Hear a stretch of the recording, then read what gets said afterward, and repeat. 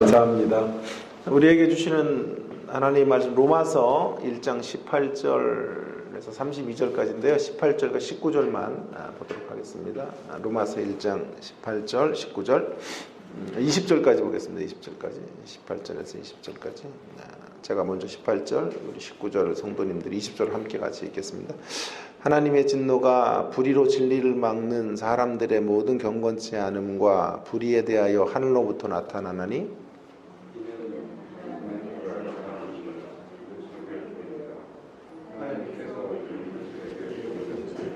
함께 읽습니다. 창세로부터 그의 보이지 아니하는 것들 곧 그의 영원하신 능력과 신성이 그가 만드신 만물에 분명히 보여 알려졌나니 그러므로 그들이 핑계하지 못할지니라.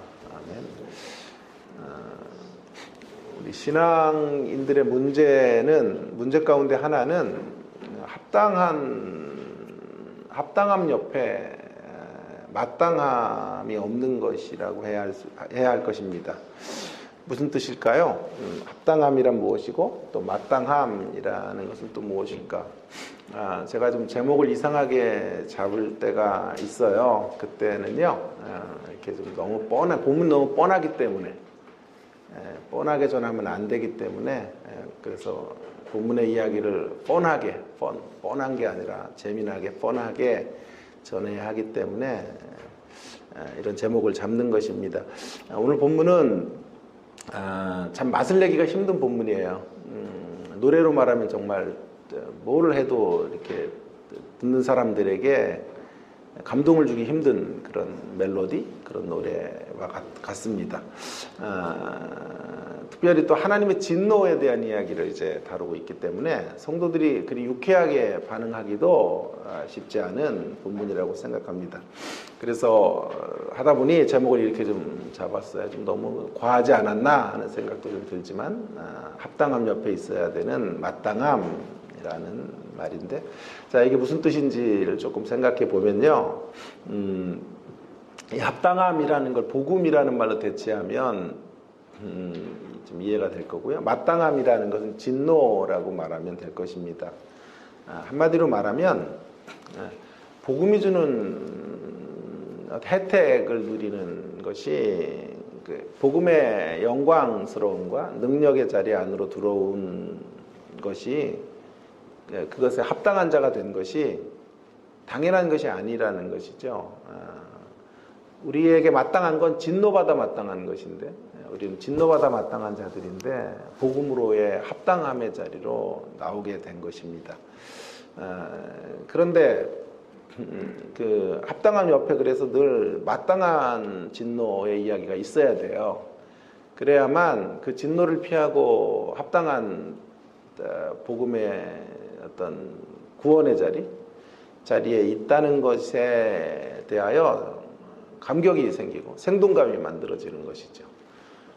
우리가 생동감을 잃는 신앙은 결국 그런 의미에서 복음 옆에 진노가 없기 때문에 그런 것이다 라고 말할 수 있겠습니다.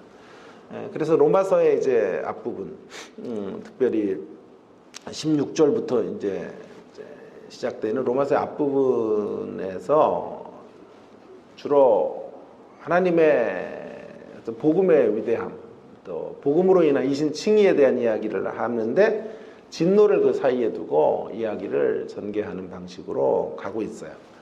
그러니까 복음의 이야기 옆에 진노의 이야기를 배치시킴으로써 복음을 조금 더 영롱하게 반짝이도록 하는 이런 효과들을 드러내려고 하는 거죠. 그러니까 진노의 이야기를 배경으로만 삼을 때만 복음의 이야기는 더 빛을 발하게 되는 것이에요. 그러니까 이 사실을 우리의 신앙에 적용하지 못하면 우리는 감격 없이 신앙생활해요. 왜냐하면 내가 가지고 있는 이 복음으로의 초대가 영광스러운 이런 자리가 당연한 거가 되면 그러면 감격은 없죠. 프리미엄의 은혜, 덤으로의 은혜가 되면 덤 없어도 되니까 괜찮게 사는데 하나 더 준 것, 그 정도가 아닌 거죠. 그래서 그걸 확인하려면 복음의 자리 옆에 진노의 자리가 있었다라고 하는 걸, 원래 우리가 진노받기 합당한 자들이었다라는 진노가 마땅한 자들이었음을 이야기할 필요가 있는 거죠. 그래서 이제 잘 보시면 일단 이렇게 구조가 되어 있어요. 1장 16절 17절에서는 하나님의 의의 복음으로 인한 칭의론이 선언이 됐죠. 제일 중요한 구절이죠. 주제문이죠. 로마서의 16절과 17절이. 그리고 3장 21절에 가면 하나님의 율법에 하나님의 한 의가 나타나서 다시 또 하나님의 의의 복음으로 인한 칭의론이 나오는데 그 중간에 뭐가 있냐면 18절에서 3장 20절까지 해서 온 인류의 죄, 이방인의 죄, 유대인의 죄, 온 인류의 죄에 대한 진노와 심판의 이야기가 들어오게 되는 거예요. 오늘 그 첫 시작점에 우리가 서 있게 되는 것이죠. 그래서 이런 이야기를 구성으로 해서 하나님의 의에 대한 이야기가 죄에 대한 이야기와 함께 이렇게 자리를 배치하고 있는 모습으로 들어와 있다라고 하는 것이죠. 하나님의 의로 인한 복음으로 우리가 구원을 얻게 되는 것은요, 동일한 하나님의 의로 인한 진노를 피한 것으로 이루어진 거다. 이런 얘기를 하고 싶은 거예요. 그러니까 하나님의 의 때문에 우리가 구원을 받은 것이거든요. 17절에 보면 하나님의 의가 복음에 나타났죠. 그 의 때문에, 그분의 의로움 때문에 복음으로 우리가 구원을 받은 것인데, 그러나 동시에 하나님의 의 때문에 세상은 심판을 받는 것이죠. 하나님의 의의 기준에 도달하지 못하니까 심판을 받는 것이고, 우리도 하나님의 의의 기준에 도달하지 못하지만 하나님께서 합당한 자로 여기셔서 구원에 이르게 되는 것이죠. 그리고 원래는 우리는 다 진노의 자식들이었고 마땅한 진노의 사람들이었는데 합당한 하나님의 의로 인한 믿음의 자리, 구원의 자리로 나오게 된 거다. 그런 이야기를 사실은 본문은 강조하고 싶은 거예요. 로마서는요. 이걸 잃어버렸다는 게 한국교회가 이제 신앙에 큰 어떤 데미지가 큰 거죠. 이걸 잃어버리고 신앙생활, 이런 구조를 잃어버린 거죠. 구원 옆에 진노를 놓지 못하는 이런 설정이 우리의 구원을 맥없이 만들고 김 빠진 구원의 이야기로 전락시켜 버렸다라고 하는 것이죠. 자, 이런 이제 서두 이야기를 중심으로 이제 본격적으로 복음 옆에 진노가 있는 교훈, 복음 옆에 진노를 두는 교훈에 대하여 좀 생각해 보려고 그래요. 한 두 가지 생각하려고 그러는데요. 첫째로는요, 합당함, 복음에 합당한 자로 여겨지심 옆에 마땅함, 진노의 마땅함. 우리 진노받아 마땅한 자였다라는 것을 확인시키는 이유가 뭘까? 자, 이유는 이거예요. 복음만이 참으로 진노를 피하는 유일한 해법이다라는 걸 강조하려는 거예요. 복음을 강조하기 위한 거예요.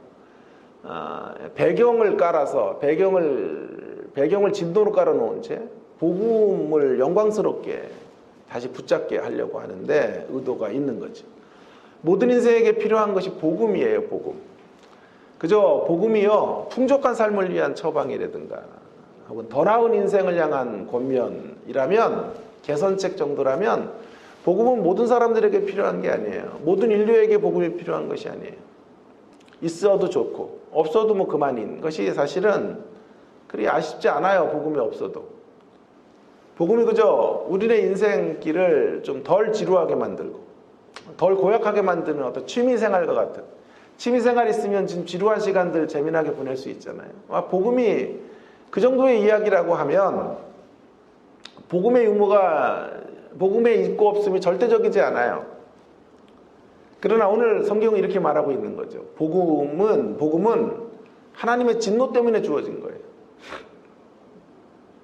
하나님의 진노 때문에 복음이 주어져 있기 때문에 모든 인류에게 반드시 있어야 될 사활적으로 소중한 것은 복음이에요. 복음을 받아들인다라고 하는 것, 복음을 받아들인다라고 하는 것은 하나님의 의를 통해서 구원에 이른다라는 것을 의미해요. 반대로 복음을 받아들이지 않는다라고 하는 것은 동일한 하나님의 의로 인하여 의 때문에, 의의 기준에 도달하지 못하기 때문에 심판에 이른다라는 것을 말해주고 있는 거죠. 하나님의 의로 구원에 이르고 하나님의 의로 인하여 심판에, 진노에 이르기 때문에 여러분, 하나님의 구원이 작동됐다는 게 얼마나 우리에게 작동되어져서 우리가 복음을 알게 됐다는 것, 그리고 복음으로 인한 이런 혜택을 누리고 있다는 것이 얼마나 감격인지, 또 그것을 누리지 못하는 것이 얼마나 결정적인 폐해인지 라고 하는 것을 알게 되는 거죠. 복음의 수용 여부를 따라서 인류의 운명이 두 방향으로 선명하게 갈리게 되는 것을 확인시키고 있는 거죠. 여기서 중요한 대목은 이거예요. 원래 아까 제가 말씀드렸지만 원래 복음으로 인한 하나님의 의로 말미암아 우리가 구원에 이르는 것이 합당한 자로 여겨졌는데요. 원래는 하나님의 의 때문에 진노를 받아야 합당한 자들이었다라고 하는 것을 분명하게 우리가 확인해 가는 것이 필요합니다. 진노받기에 합당한 자들이었는데, 마땅한 자들이었는데 구원받기에 합당한 자로 바뀐 것, 그 길은 복음에 나타난 하나님의 의, 그 의를 믿음으로 수납하는 것을 통해서 이루어진 사건이다라는 것을 강조하는 거죠. 그래서 17절과 18절을 한번 잘 읽어보시면요, 17절과 18절을 잘 보시면 먼저 순서는 복음으로 말미암아 복음에 나타난 하나님의 의로 17절에서 우리가 의롭게 되어지는 얘기가 먼저 나와요. 그리고 18절에 하나님의 진노와 그에 상응하는 사람들의 어떤 진노를 받게 되는 인생들의 이야기들이 나오죠. 순서는 이렇게 나오는데 실질적인 순서, 그러니까 진술의 순서는 17절에서 18절이 나오지만 그러나 실질적인 순서를 말한다면 18절이 먼저 나오는 거예요. 18절이 배경으로 깔려야 돼요. 18절. 모든 인류는 하나님의 진노 안에 처해 있었다라고 하는 것이고, 그걸 배경으로 삼아 17절의 이야기가 반짝여야 되는 거죠.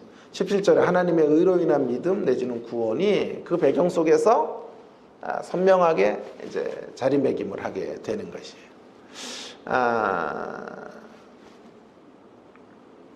하나님의 의의 기준 앞에 모든 인생들이 합당하지 않기 때문에 그 진노를 피할 수 없어요.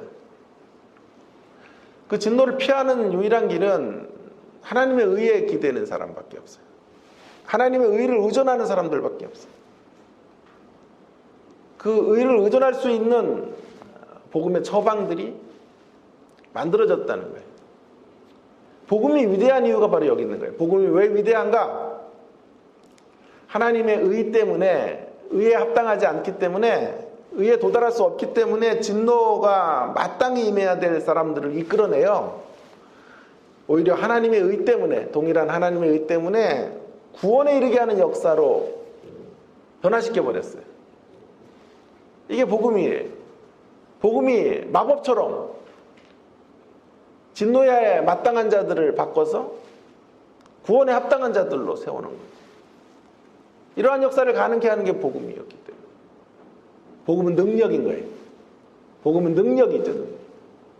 그래서 다시 복음을 부끄러워하지 않는다고 말했던 이유가 바로 여기 있는 거예요. 복음은 구원을 주시는 하나님의 능력이 되기 때문에 그래요. 복음 외에는, 복음 이외의 방법을 가지고는 하나님의 진노를 피하여 사람이 구원에 이를 수 있는 길이 전무합니다. 없습니다. 정리해서 말씀드리면요, 하나님의 의로 인한 복음 혹은 구원 옆에 하나님의 의로 인한 진노의 이야기가 확실하게 자리매김을 하고 있어야 돼요. 이런 자리매김이 있을 때만 복음의 절대성, 복음의 위대성, 복음의 중요성이 부각이 되는 거예요. 배경이 어두우면 어두울수록 빛이 더 선명한 빛으로 드러나게 되는 것처럼, 그렇게 복음의 이야기를 바로 이런 선명한 색채로 드러내기 위해서 배경을 죄론으로 깔고 있는 로마서의 어떤 서술 방식을 우리는 주목해야 돼요. 이걸 놓치면 신앙의 감동이 사라지고 우리의 구원이 너무 진부한 이야기로 들려지게 될 수밖에 없는 거죠.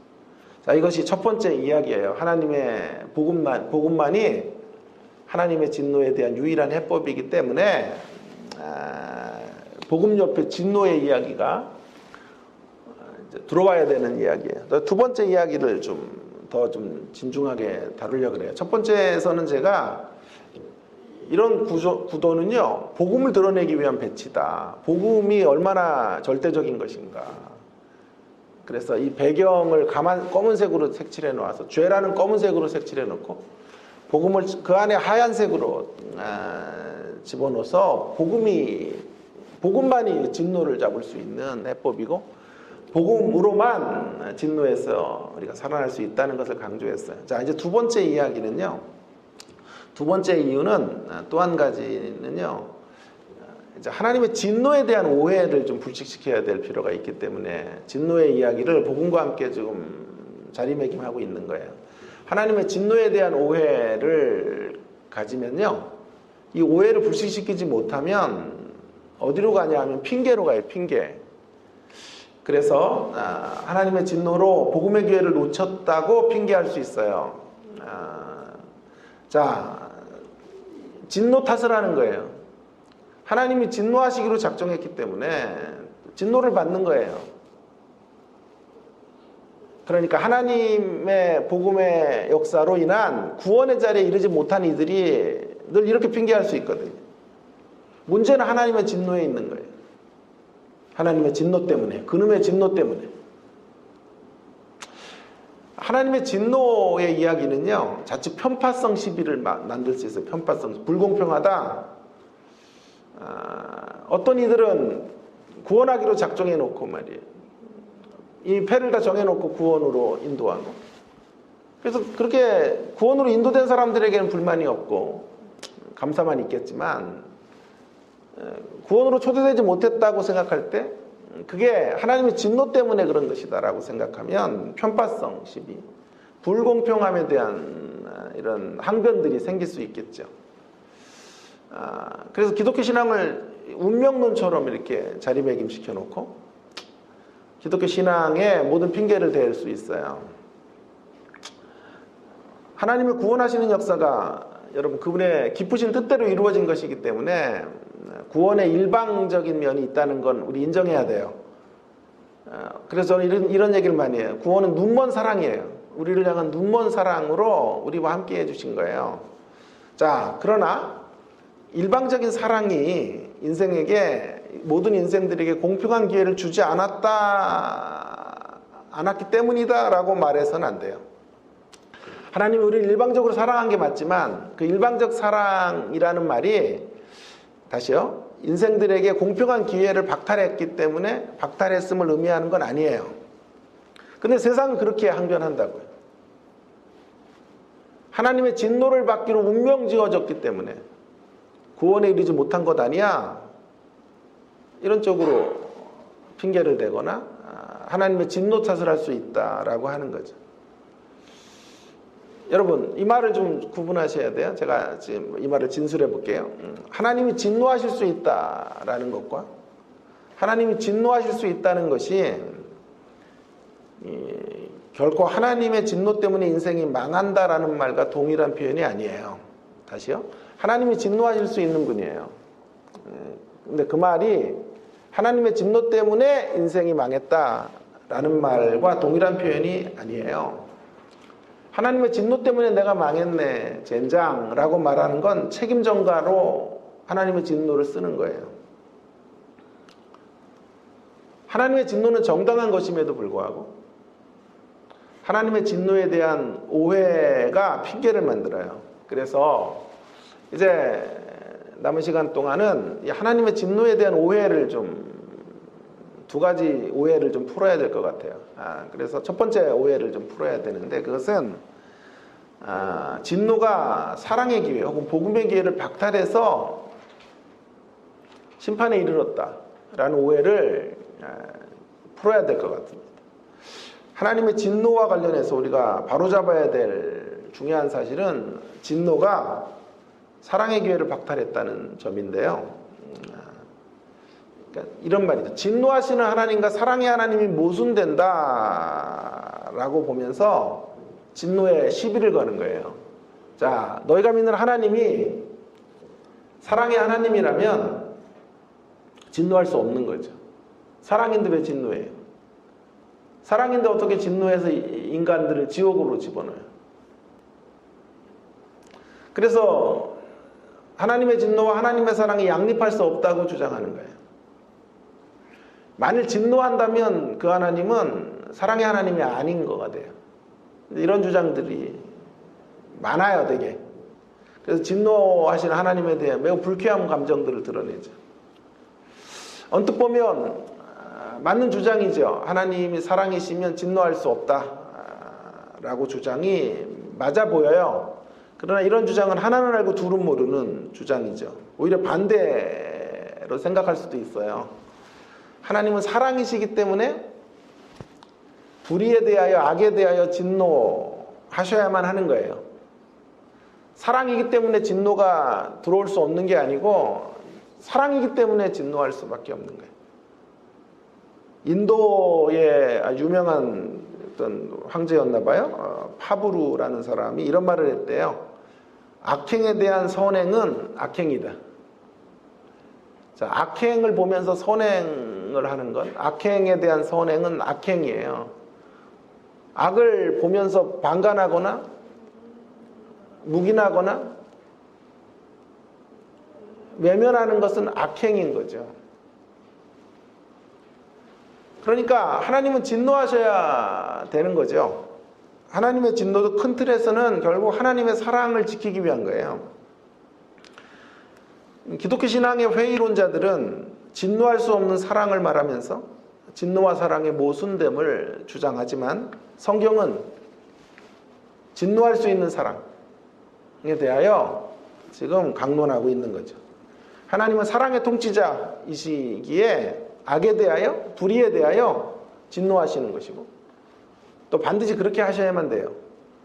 진노가 없는 사랑, 진노하기에 사랑이 없는 것이 아니라 진노할 수 있기에 사랑이 진정한 사랑이 되는 거예요.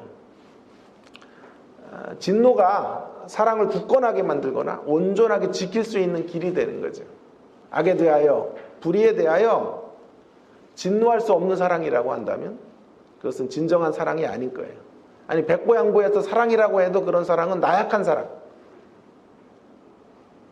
무기력한 사랑에 불과한 거죠. 그래서일까요? 천재신학자 톰 라이트가 이런 말을 심지어 했어요. 만일 하나님이 진노하시지 않는다면 하나님은 선한 분이 아니실 거예요. 악을 보면서도 진노할 수 없는 하나님이라면 하나님은 선한 분이 아닌 거죠. 악과 동조하는 분일 뿐이죠. 그렇기 때문에 진노할 수밖에 없는 거예요. 이제 우리가 확인해야 될 건 이거예요. 진노 속에 그런 사랑이 있는가? 진노 속에 그 사랑이 어떻게 확보되는지 하는 것을 좀 확인해 보면 좋겠는데요. 18절의 말씀을 한번 들여다보겠습니다. 그래서 진노 속에 담긴 사랑을 이제 확인을 해 볼 차례인데요. 하나님의 진노가, 여기 보세요. 불의로 진리를 막는 모든 사람의 두 가지 때문에 들어와요. 진노가 경건치 않은가, 불의에 대하여 하늘로부터 나타나게 되는데, 자, 하나님의 진노가 나타나는 이유는요, 두 가지. 하나는 경건치 않음의 불경건이에요. 또 하나는 불의예요. 불경건이라고 하는 거는 대신관계예요. 대신관계. 불의라고 하는 건 대인관계에서 죄를 짓는 것이거든요. 그러니까 불경건은 불신자들이 범하는 죄죠. 하나님을 안 믿는 게 불경건이에요. 하나님을 거절한 삶, 불경건이고요. 불의라고 하는 건 불신자들뿐만이 아니라 신자도 지을 수 있는 죄예요, 사실은. 그래서 불의, 수평적인 거죠. 그러니까 불경건은 수직적인 하나님과의 관계에서의 죄를 의미한다면 불의라고 하는 건 수평적인 의미의 죄를 말하고 있어요. 자, 경건치 않음, 그러니까 경건치 않음이 뿌리가 되는 거예요, 사실은 죄예요. 그래서 불의가 나와요. 열매로서 불의가 나오는 형태로 인간은 죄를 져요. 하나님을 거절함으로써 이제 여기 보면 자기를 중심으로 살고 우상을 숭배해요. 계속해서 우상을 숭배하고 하나님의 형상으로 창조된 인생들이 자기 형상들을 만들어서 우상의 형상들로 형상을 바꾸어서 죄를 지어요. 그 안에서 그런 죄로 나아가는 결과는 온갖 불의한 일들을 가득 행하는 모습으로 살다가 하나님의 심판을 받게 되는 모습으로 드러나게 되는 거죠. 자, 여기까지는 이런 오해를 풀 수가 없어요. 진노의 정당성을 말하는 거예요. 진노는 하나님이 불경건과 불의에 대해서 보응하시는 거다. 이 얘기를 지금 하고 있는 거예요. 자, 이제 여기까지는 진노에 대한 오해가 잘 풀리지 않는데 그 다음 구절에서 진노에 대한 오해를 풀 수가 있을 것 같아요. 진노 속에 있는 사랑의 이야기를 풀려면 이 구절이 들어와야 돼요. 하늘로부터 나타나나니, 동그라미 나타난다 라고 할 때 여기 이 나타나나니라는 건 현재형의 현재형.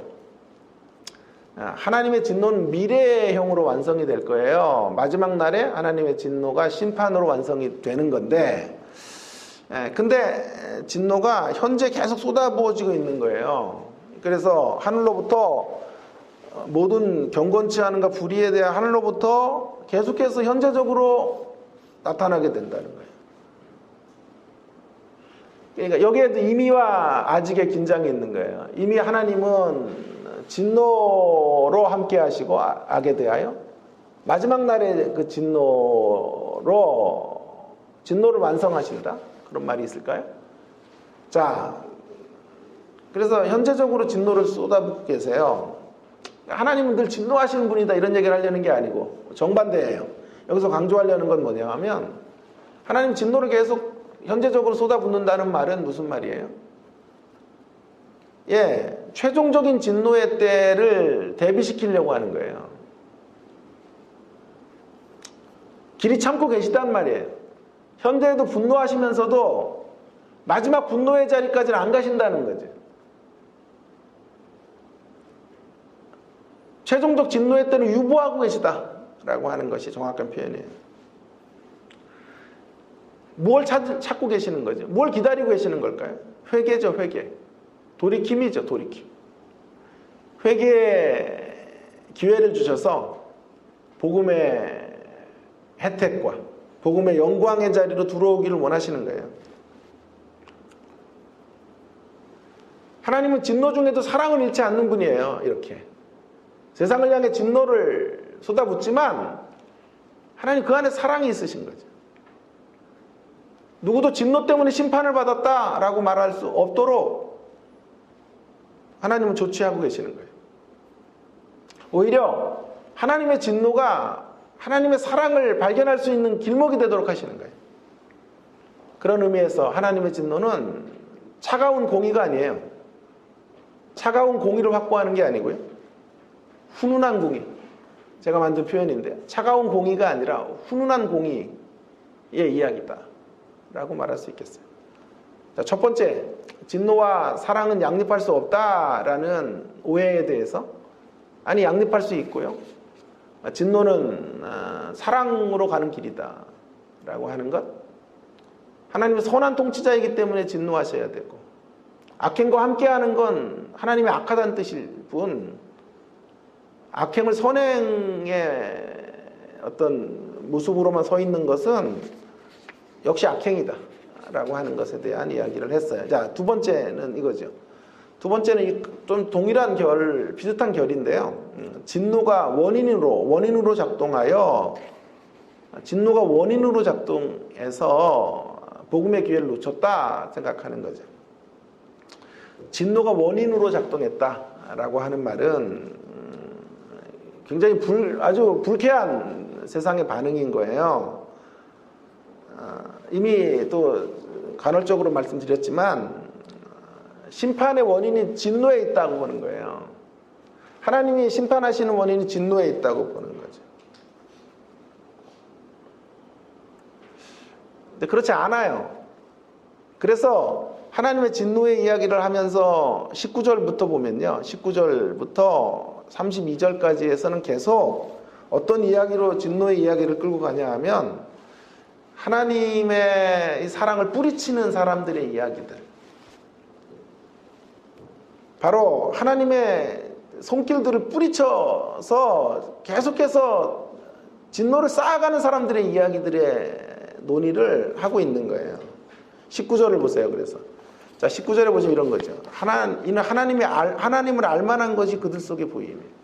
하나님을 알만한 것을 하나님은 모든 인생들에게 주셨고, 특별히 자연 계시를 통해서 20절에 보면 창세로부터 그의 보이지 않는 것들 곧 영원하신 능력과 신성이 만물 속에 깃들어져 있어서 창조물을 통한 계시 혹은 자연 계시를 통해서 하나님은 자기를 계시하셨고 하나님을 알만한 것들을 계속 주셨어요. 물론 자연 계시는 충분하지 않아요. 그래서 특별 계시를 또 주세요. 특별 계시는 성경이고 그리스도예요. 그럼에도 불구하고 이 자연 계시를 통해서도 인간은 최소한도 핑계할 수는 없어요. 자연 계시를 통한 지식으로 인하여 충분히 하나님을 알 수는 없지만, 그러나 자신들이 심판받는 것에 대해서는 핑계는 할 수 없어요.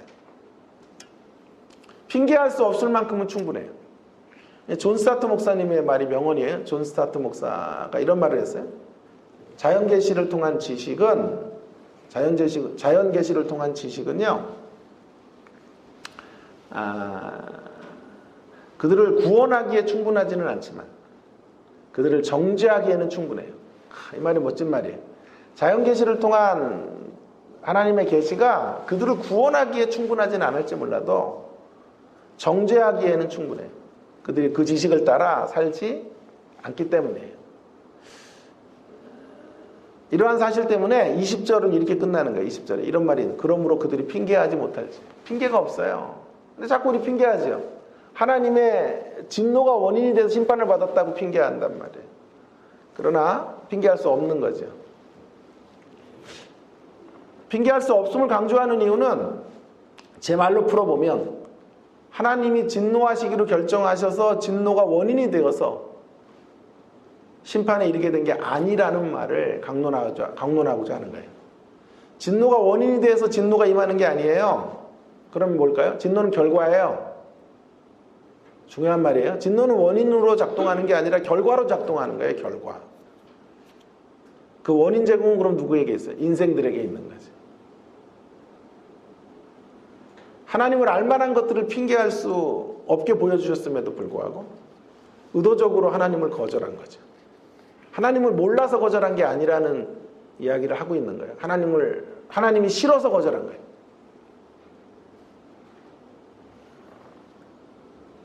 하나님은 죄와 악에 대해서 심판하실 수밖에 없지만 누구도 심판에 이르기를 원하지 않으세요. 제가 이런 말을 그래서 드린 적이 있어요. 대접재앙과 이야기를 할 때 계시록에서 제목을 이렇게 잡았어요. 마음 없는 심판. 하나님 심판하시는데 마음이 없어요. 심판에. 하나님의 마음은 구원에 있어요. 하나님의 마음, 모든 인류가 하나님 나라 천국으로 가는데 하나님의 마음이 있어요. 그런데 심판이 들어올 수밖에 없는 이유는 하나님 공의롭기 때문에 심판이 들어와야 되는 거예요. 그 심판이 가해지지만 마음이 없어요. 하나님의 마음. 마음 없는 심판. 진노가 원인이 되어서 심판을 받는 게 아니고요. 진노가 결과적으로 주어진 거예요. 결과적으로. 자, 이런 이야기를 제가 오랫동안 고민하고 있었는데 저랑 똑같은 이야기를 해주는 분이 한 분 계셔서 얼마나 반가웠는지 몰라요. 달라스 윌라드라는 사람의 세계적인 영성학자죠. 돌아가셨어요. 최고 영성학자예요. 그 달라스 윌라드와의 마지막 영성 수업이라는 책에서 그가 이런 말을 했어요. 거기에 제가 적어놨어요. 자, 너무 의미심장한 말인데 한번 잘 들어보세요. 나는 하나님이 아무도 지옥에 보내지 않는다고 개인적으로 믿는다. 이런 말은 도발적이에요, 되게. 자, 근데 그 설명을 잘 들어보세요. 다만 사람들이 지옥에 가고 싶어하면 가게 허락할 뿐이에요. 전 이 말이 정확한 표현이라고 해서 하나님이 지옥에 보내는 게 아니고요. 사람들이 지옥에 가기로 끝까지 결심하면 그걸 허락해 주는 거예요. 그래서 진노가 원인이 되어 심판이 오는 게 아니고 진노는 결과라니까요. 결과로 주어지는 거라니까. 지옥은 요컨대 하나님을 원래 떠난 곳이에요. 지옥에 가고 싶은 사람이 누가 있겠는가라고 말하겠는가. 그러나 자 보세요. 하나님을 좋아하지 않는 사람들에게는 천국이 지옥일 거예요. 하나님을 싫어하는 사람이 천국에 가서 하나님을 피할 수 없게 되었음을 생각해 보라. 좋겠는가? 하나님을 좋아하고 사랑해야 하나님과 함께 하는 것이 좋죠. 이 땅에서나 죽음 이후에나 마찬가지다. 여러분, 천국은 누가 가냐 하면 하나님을 좋아하는 사람들이 가는 곳이 천국이에요. 지옥은 누가 가는 거예요? 하나님이 벌레로 준 사람들이 가는 게 지옥이 아니고, 지옥은 하나님과 함께 하는 게 싫은 사람들, 지옥에 가고 싶은 사람도 있을까요? 예, 지옥에 가고 싶은 사람은 없을지 모르지만 하나님을 싫어하는 사람은 있어요. 하나님을 계속 싫어해요. 아무리 좋은 것을 준다고 해도 하나님 반대편으로 가요. 그래서 하나님을 지독히 거절하는 것으로, 그것으로 인하여 자신이 불러들인 결과, 자신이 스스로 자초한 멸망, 그 멸망 가운데 하나님의 진노가 임하는 거예요. 결과적으로 임하는 거예요. 결국 진노를 탓할 수가 없다라고 하는 거예요. 이렇다면 조금만 한 걸음만 더 들어가 봅시다. 그렇다면 원인이 하나님이 아니고 원인 제공을 인생들이 했고, 인생들이 지독히도 하나님과 하나 되기를 원하지 않아서 스스로 지옥의 길들로 들어가는 건데요. 그리고 후회도 없어요. 하나님을 미워한 것에 대한 후회도 없는 인생들은 지옥에 가는 건데요. 인생들이 궁극적으로 하나님의 그런 진노를 받게 되고 하나님이 이렇게 싫어지는 그 단초는 어디에 있을까요? 어떻게 이렇게 됐을까요? 천국이라는 건 너무 좋은 곳인데, 여러분, 그 천국을 등지고 살아요. 왜? 당당히 지옥의 길을 걷는, 심판의 길을 걷는 이유는 뭘까요? 그 출발점은 어디서 출발한 걸까요? 이런 질문이 생기지 않아요? 언제 한번 저한테 어떤 분이 이렇게 물어봐요. 장로님 한 분이. 놀부집이라고 있었어요. 놀부집을 이렇게 지나가는데,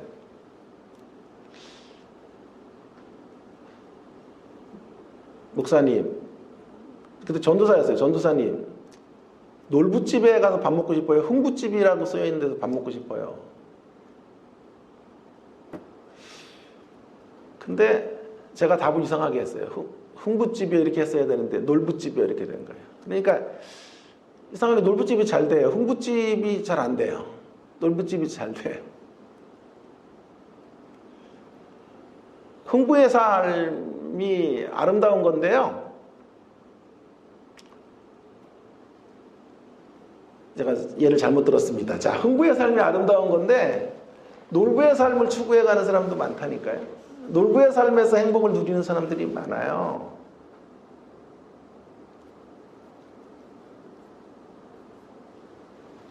천국을 원하지 않는 사람도 많아요. 예수님과 함께 살아가는 삶을 원하지 않는 것, 그런 사람들이 얼마든지 있단 말이에요. 자, 근데 왜 그렇게 됐을까요? 처음부터 그렇게 된 게 아니에요. 뭔가 헷가닥한 건데, 그 단초가 뭘까요? 18절에 있어요. 그 단초가 어마어마한 구절이에요. 18절에. 자, 이런 말이 있죠. 하나님의 진노가 불의로 진리를 막는 사람들의, 중요한 말이에요. 불의로 진리를 막았기 때문에 그래요. 진리를 막아서 그래요. 진리를 막아요. 자, 진리가 계속해서 들어와야 되는데, 진리가 들어와야 온전한 생각을 하고 온전한 빛 아래서 판단을 할 수 있는데, 진리가 없으니까, 진리가 꺼졌어요. 진리를 계속 막아요. 진리를 계속 막으니까 어떻게 돼요? 진리가 작동하지 할 수 없는 사람이 되는 거죠. 그래서 진리 없이 살아가는 삶이 누적되어져서 끝내 좋은 게 좋게 안 느껴져요. 예수님이 얼마나 좋은 분인데 그 좋은 분을 좋은 분으로 볼 수 없는 자리로 가게 되는 거예요. 진리는 늘 우리와 충돌을 합니다. 진리가 싸우는 대상이 뭔지 아세요? 우리 안에 있는 자기중심성이에요. 자기중심성. 그 진리 앞에서 장엄하게 패배당해야 돼요, 우리가. 그런데 우리가 진리를 이겨요, 날마다. 세상 사람들은 진리를 외면하고 진리를 이겨요. 죄를 이겨야 되는데 죄를 못 이기고 진리를 이겨, 진리를. 저의 어록이에요. 진리를 이기지 말고 죄를 이기자.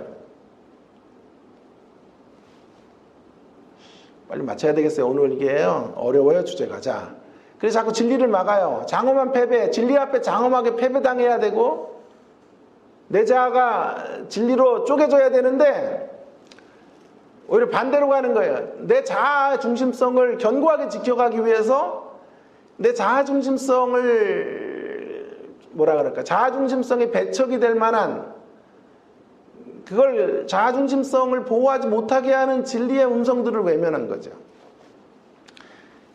나의 자기 중심성을 위해서 진리를 내동댕이 친 거예요. 그래서 진리를 이겨버려요. 죄를 이기는 게 아니라 진리를 이겨버려요. 그런 사람들이 계속 누적돼요. 그럼 어떻게 돼요? 흥부집보다 놀부집이 좋아져요. 예?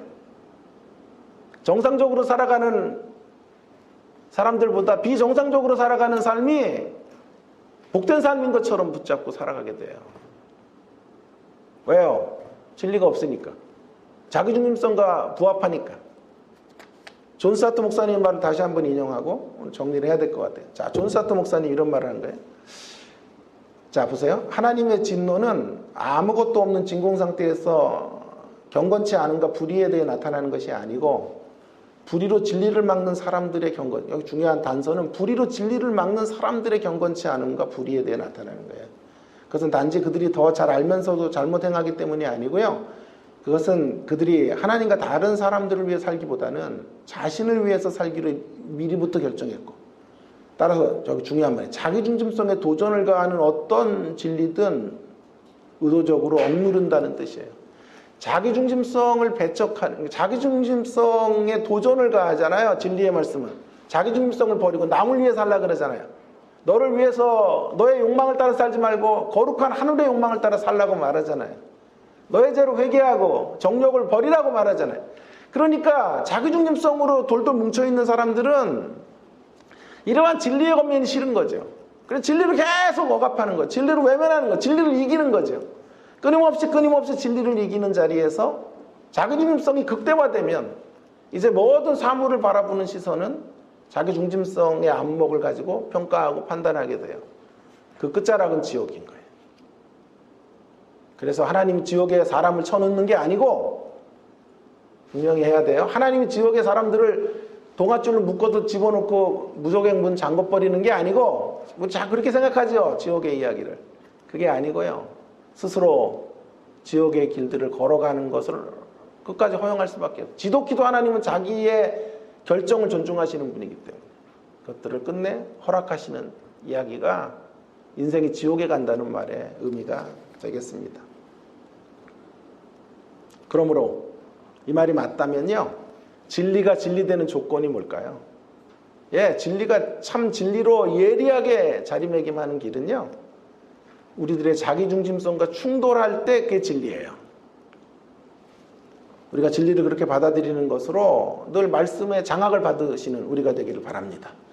진리의 말씀 앞에 자기중심성을 내려놓는 싸움들 날마다 싸워가셔야 돼요. 그렇게 진리로 인하여 자기중심성이 내려진 사람들에게 복음이 들어오는 거예요. 그런 사람들의 인생들이 살아나게 되는 이야기가 복음으로 인한 복음의 능력으로 살아나는 자리로 나아가는 모습이라고 할 수 있어요. 그런 인생들에게 작동하는 게 복음입니다. 그렇지 못하면 어떻게 될까요? 자기중심성이 극대화돼서 그것이 자기 포만감으로 만들어지게 되고 말씀으로 충만함이 아니라 자기 포만감으로 충만해져요. 자기 포만감으로 충만해지면요. 절대로 못 만드는 게 한 가지가 있어요. 회개를 못 만들어요. 회개할 게 없거든. 내가 충만한데요?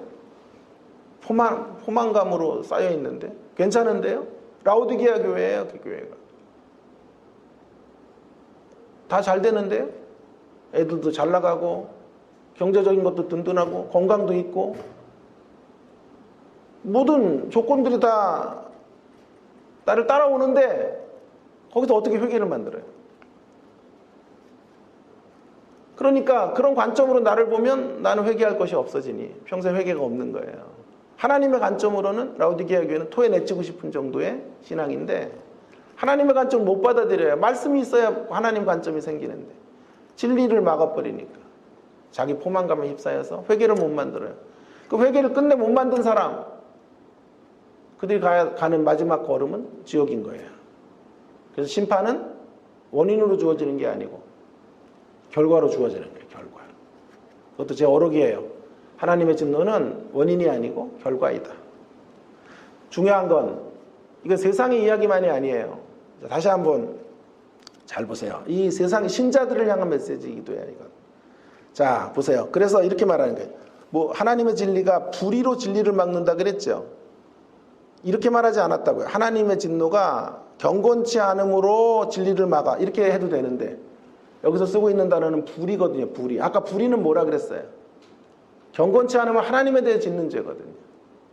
불신자들이 짓는 죄. 불의는 신자도 포함돼요. 하나님에 대해서 불경건하진 않아도 우리의 삶에서 수평적인 관계 안에서 윤리적이고 도덕적으로 모순이 되는 삶. 불의거든요. 그러니까 이 불의로 진리, 경건치 않음으로 진리를 막았다가 아니라 불의로 진리를 막았다라고 하는 말은 세상의 불신자들의 영역만이 아니라 신자도 이런 일들을 얼마든지 할 수 있다라고 하는 거죠. 불의로 진리를 막을 수 있다니까요. 그래서 주님의 은혜로 구원은 받았지만 여전히 진리가 없는 사람으로 살 수 있어요. 여전히 진리 없이 살아요. 진리 없이 산다는 거는 그리스도 없이 사는 거나 똑같고요. 진리 없이 산다는 건 지옥을 산다는 거나 똑같아요. 이제 우리의 목표는요, 지옥을 피하는 것만이 아니라 천국을 사는 거예요. 천국을 사는 거. 진리의 말씀이 내 마음을 장악하게 하십시다. 진리가 심령의 폐부를 찌르고 지나가게 해야 합니다. 그때 내 안에 어둠이 물러가고 빛이 임하게 될 거예요. 그 빛을 따라 살아가는 것이 이 땅에 임한 천국 생활이에요. 이 천국 생활을 이 땅 위에서부터 시작하시는 힘있게 천국 생활 해가시다가 영원한 천국에 이르게 되는 저와 여러분 되기를 주의 이름으로 축원합니다. 결론이에요. 결론. 여러분 왜 감동이 없을까요? 감동이 없는 이유가 있어요. 복음, 하나님의 의, 믿음, 은혜, 구원의 이야기를 들어도 우리 안에 노래가 안 나와요. 춤을 안 춰요. 왜요? 마땅한 거예요, 이게. 이게 합당한 거라고 생각해요. 우리가 받아야 될 합당한 거라고 생각하기 때문에 그래요. 아니요. 우리에게 마땅한 건 진노였어요. 근데 합당한 자가 된 거예요. 진노의 이야기가 들어와 있지 않은 구원의 이야기. 그 구원의 이야기로 들어와. 그래서 제일 심각한 사람들 중에 하나는 모태신앙자들이에요.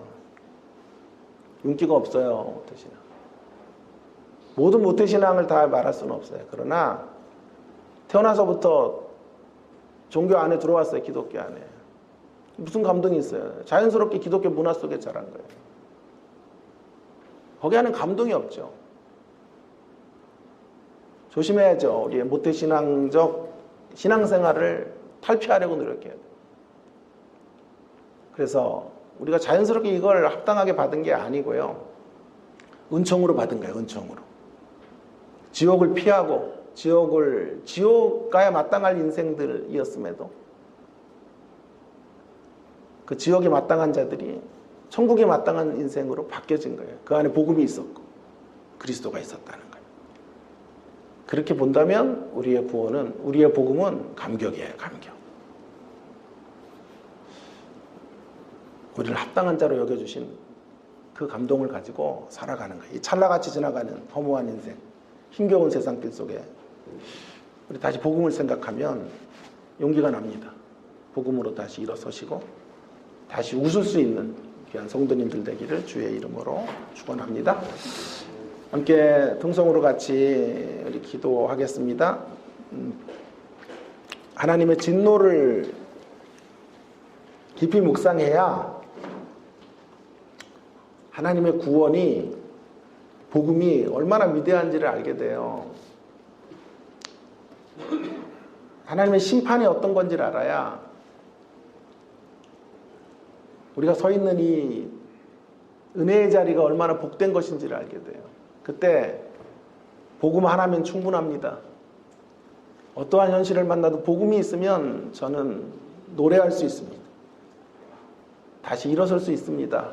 라는 신앙 고백을 하게 되는 것이고, 복음의 이야기가 흥분이 돼요. 감동이 되는 거예요. 복음의 감격을 다시 회복하는 우리 다시 복음으로 돌아가 진노를 피하게 된 이 복음의 자리가 얼마나 복된 것인지를 다시 한번 확인하며 살아가는 우리가 되기를 위해서 기도하면 좋겠고요. 또 한 가지 기도는 진리를 막으면 안 돼요. 진리는 우리의 자기중심성을 늘 공격해 와요. 진리를 이기지 말고 죄를 이겨야 돼요. 진리가 있어야 죄를 이길 텐데 진리를 외면한 내 자기중심성에 맞지 않는 진리들을 외면하기 때문에 죄가 이겨요, 우리를 항상. 그렇게 해가지고는요, 진정한 천국 생활을 누릴 수가 없을 거예요. 그래서 하나님, 진리가 내 안에 활개치게 하세요. 자아가 활개치는 게 아니라 진리가 활개쳐야 되고, 진리가 저를 장악할 수 있도록, 말씀이 저를 장악할 수 있는 그런 인생의 길들을 걷기 위해서 기도해 주시기를 바랍니다. 동성으로 기도 제목을 가지고 또 우리 안에 연약한 지체들, 또 힘든 시간을 지나가고 있는 우리 성도님들 여러분 아시죠? 기도하시면서 우리가 늘 마음으로 같이 아파하고 고통을 나누어 갖는 우리의 모습들로 서기 위해서 통성으로 함께 같이 기도하고 마무리하겠습니다. 기도하십시다. 하나님.